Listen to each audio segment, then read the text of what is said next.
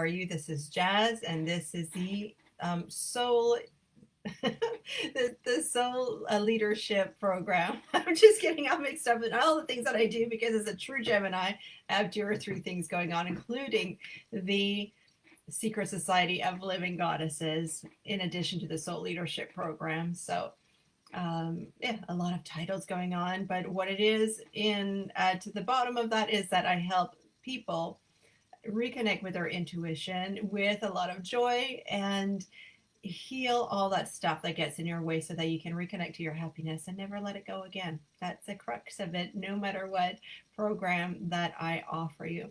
Today, I want to talk to you about seeing signs and omens. And is it from your guides? Is it just from your intuition? How do you ask for a sign? How do you receive a sign? And what to do with it? And this comes from a session that I've had with a client earlier this week. So we were working on her Akashic records and doing a clearing in the Akashic records, some past life stuff that was going on and repeating patterns and some stuff from the childhood. So there was, a whole lot of clearing going on. And then she said the next day she went out and then she saw a sign that said something about love. I'm not giving you details because it's private, but just so you know that she saw something that was written on the wall like a graffiti, but it like spoke exactly to what we had talked about last night. And then it was like a random conversation in public to that someone who kind of answered the same question that we had last night. And then she emailed me and she said, Jazz, like this happened, is it normal, and what do I do with this? So here's an answer to that question. So yes, it is absolutely normal when we do some clearing in the Akashic records, when we do some healing work, when you release old patterns and you open up to new patterns. Yes, it's totally normal to see signs, to see validations, to see reinforcements, like a positive reinforcement that you can see in the world. Now, how will you be seeing these signs and these omens? So that often depends on the person. So if you're more of a visual learner, and you're a visual learner if you prefer to read, so when you learn something, you like to see it written, you like to see the detail, you like to see the pie chart, so something visual like that. So if you're a visual learner like that, then your intuitive sense is also going to be more visual. So that means that if you ask for a sign, your sign is likely going to be visual. And what can that sign be? Well, it can be just like my client, you're going to see a graffiti on the wall somewhere, and it's like it sparks that whoa moment. Hi, Sharon. Nice to see you. So when it's a sign for you, it's going to spark that thing in your mind saying that this is an answer to your question. So if you're more of an auditory learner, so that means that you learn better when someone explains it to you, when you hear it, when you listen to a podcast, then the signs that you will receive will likely be auditory as well. So that means you might turn on the radio or, play on your phone, put a music on, and that song is going to answer the question that you've been having because it's something auditory and you're going to hear the message through the song or through a random conversation. Like when I used to work in Ottawa and I used to take the bus to get to work, sometimes, random conversations that you overhear are speaking exactly to the question that I was having. So that is sometimes an auditory omen or a sign that, listen to that information is important and it answers a question. Now, if you're more of, so we talked about the visual learners, we talked about the auditory learners, and if you're more of a sensory learner, so you learn by feeling or learn by doing, then it's going to be through an activity. Most of the time for me, because I am a tactile learner, is when I would take a walk and then I would notice the animals and I would notice how I feel and I would notice so many things through my feelings, and that would be an answer to my questions. So Sharon, you say it's music for you. So there's a really cool exercise for that I will be sharing in just a few moments. So first, you need to know that when you receive a message from spirit, from the goddess, from your higher self, from a deceased loved one, those are not just like random things that you just receiving a sign. So it's not just like walking in the woods or turning on the radio and you're wondering, is this a sign? Is this an omen? Is this someone talking to me? Is this?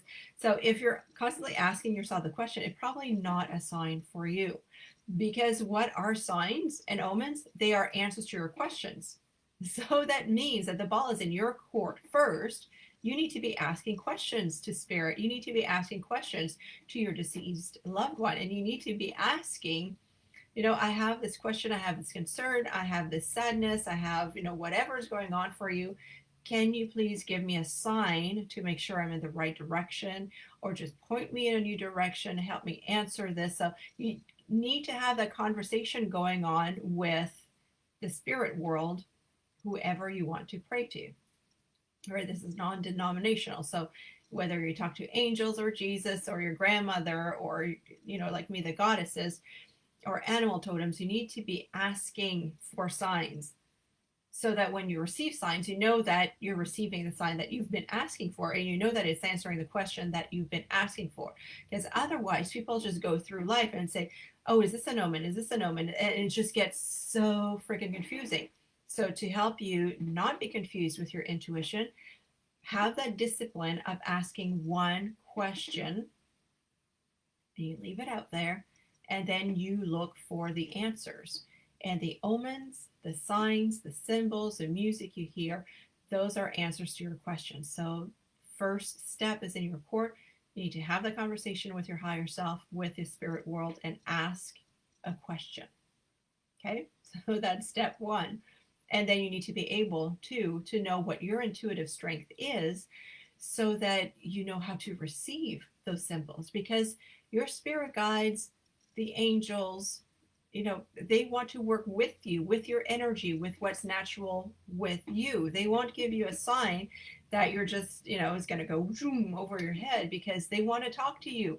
So they want to kind of pick up the phone and talk to you the way that is best for you. So when I say pick up the phone, that's your intuitive sense, right? They want to talk to the way that you're most likely to receive. So the second thing for you to know is to know your intuitive strength. So I do have a quiz on Mystic Priestess School. If you don't know your intuitive strength, you can take that quiz, and you'll have some tips and tricks as well about what is your intuitive strengths and how to use it. I'll put a link if you're interested for that below. So those are two things. And then three, the third step is when you see a sign and an omen, you need to ask, is this a sign for me? And then feel or look or listen to the answer. So you need to ask, is this a sign for me? For example, when I was taking my shamanism training up in Algonquin Park, we were a group, I think, of 30 people. Oh, the times before COVID when we can meet. So we were about 30 people in the forest, all on a quest to receive a message from spirit. But we're all together, and actually we're canoeing to an island in the middle of the lake, and we were like meditatively canoeing down and looking for signs. So of course, if you have like 30 people, 3-person per canoe, all looking for a sign, there might be a whole lot of signs showing up, right? So there's that beaver going along the river, or a muskrat or a turtle, and the birds in the sky, and the wind, and there's like so many things that we can notice going there. But we're a group of 30, so not every animal that we see is a message for us, right? So if you see an animal, sometimes it's just, why did the chicken cross a road? It's just because it wants to. It's not because it's delivering a message for you. So if you see something, you ask, oh, are you the message for me? Are you the answer to my question? And just use your intuition to receive if it's a yes or no. Because sometimes an animal is there just because it feels like hanging out there, or sometimes it's because it's a message for someone else who just happens to maybe walk that same path 5 minutes after you, right? So it's not always for you. So don't get all freaked out about everything you see. Again, is going to bring you some confusion and anxiety about your intuition. So ask, is this an answer for me? Is this a sign for me? And you have to be sure of that. And if it's not, you just let it go and carry on, right? So when you're sure that this is a message for you that you're receiving, and so you've asked your question, you've opened up your psychic senses to receive your answer. You see something and you ask and you say, is this for me? And you say, yes, this is for me. So what do you do then? You kind of just take it in your heart and you say thank you, and then you can meditate on that. And sometimes it's just that quick, right? It's like you're thinking of something, you're seeing the graffiti and say, oh, thank you for the validation, and then you walk on, right? Because the big mistake that I see people do is that they see signs, they see omens, and then you overthink it, you overanalyze it, you over intellectualize it. Say, well, if I saw this, then it means that, and then this, and then it's like a whole novel that is being written. That is not the purpose of receiving signs and omens. You see the sign, you receive it, you know it's yours, you just say thank you, and then you carry on.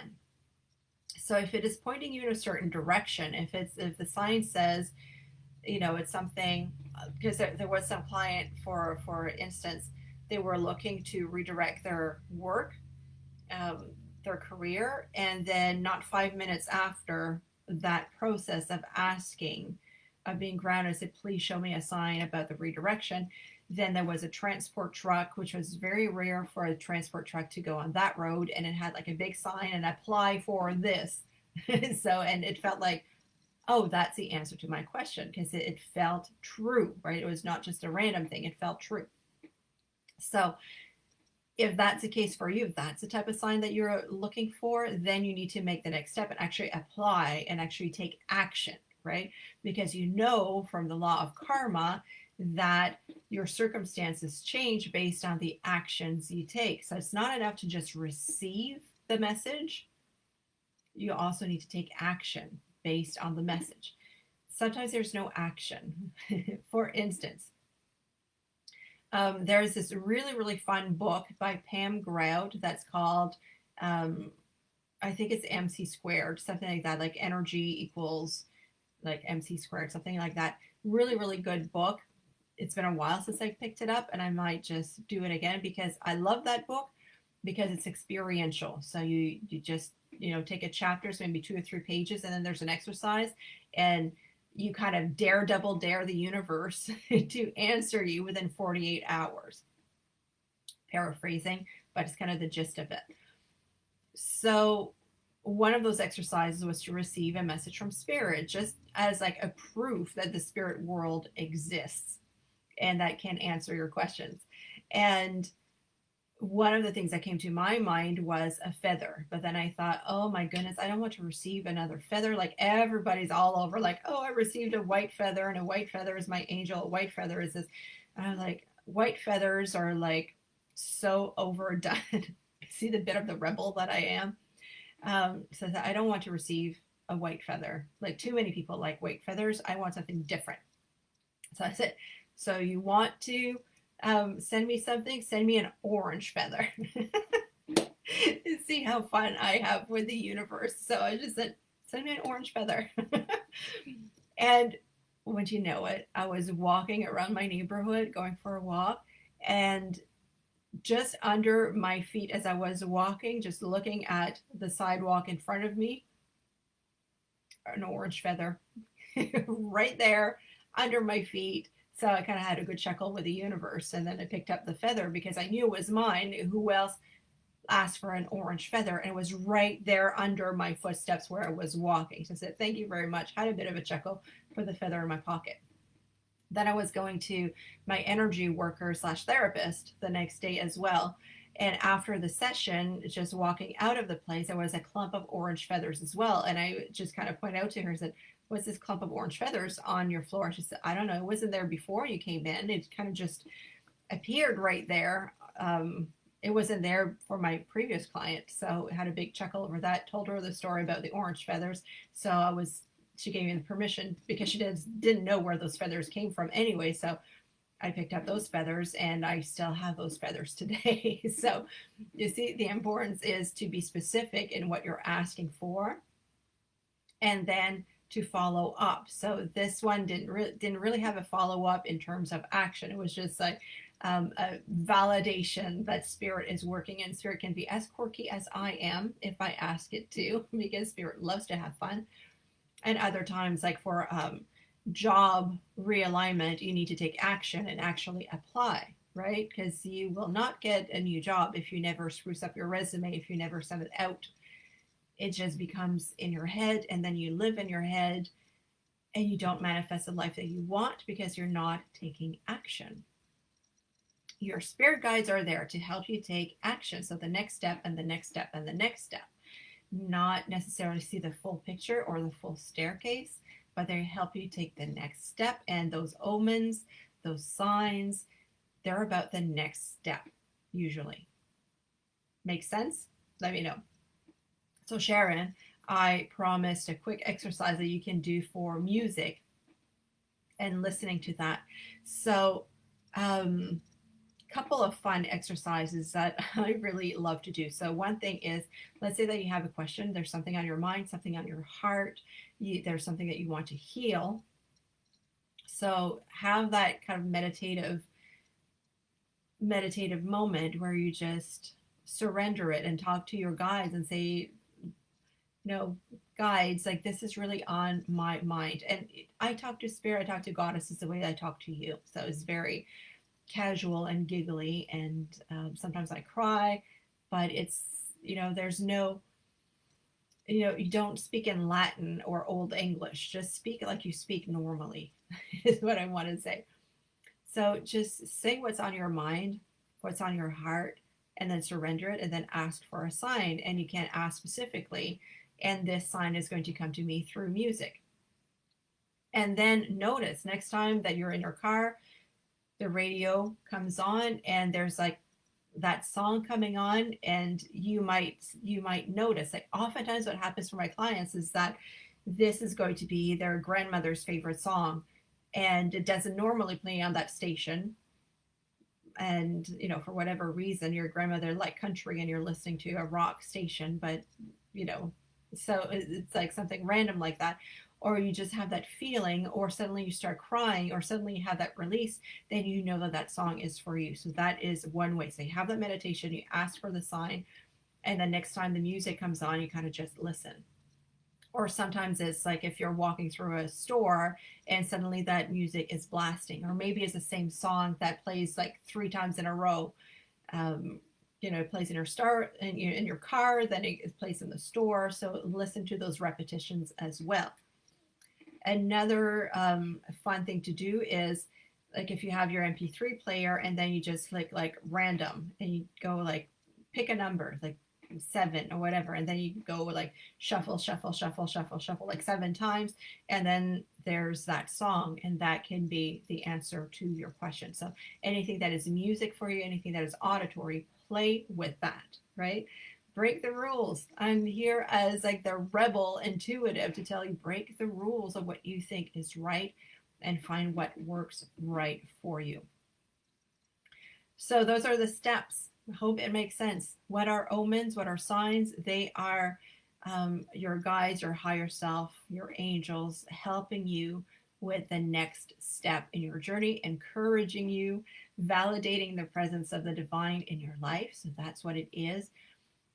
How to do it? First, you need to know what you want to receive in terms of answers to your question. So you have that meditation, you surrender your question so that it's not like an overwhelm of receiving signs or seeing signs that are not for you. So you're very specific and you're very grounded in what you're asking for. So that's step 1. Step 2, you release that and you know what your intuitive channels are so that you can receive in a way that's very natural for you. They need to be open to receiving. So you're kind of noticing, but not like overly noticing everything, which brings us to step 3. You need to ask, is this sign for me? And have that feeling or that knowledge that that sign is really for you. It's an answer for your questions. And then you don't overanalyze it. You say thank you. You say gratitude. You have a chuckle over it. And then you let it go.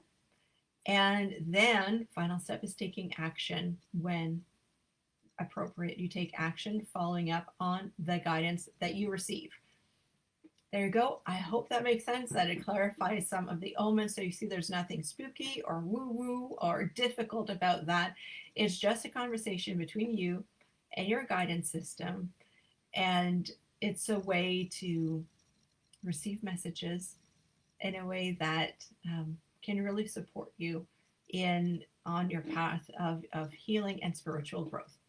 So if you want to do more of that, I am inviting you to join us in the Secret Society of Living Goddesses. There is a link above or below, depending where you're watching this, but do join us in the Secret Society of Living Goddesses, because we are working on developing our intuition, receiving guidance from our higher system, so that we can really reconnect to our joy, heal deeply, doing that while having fun and being creative, so that life becomes more fun, more enjoyable, more magical, and so that you know yourself deeply and you grow in confidence in making the right decisions for you.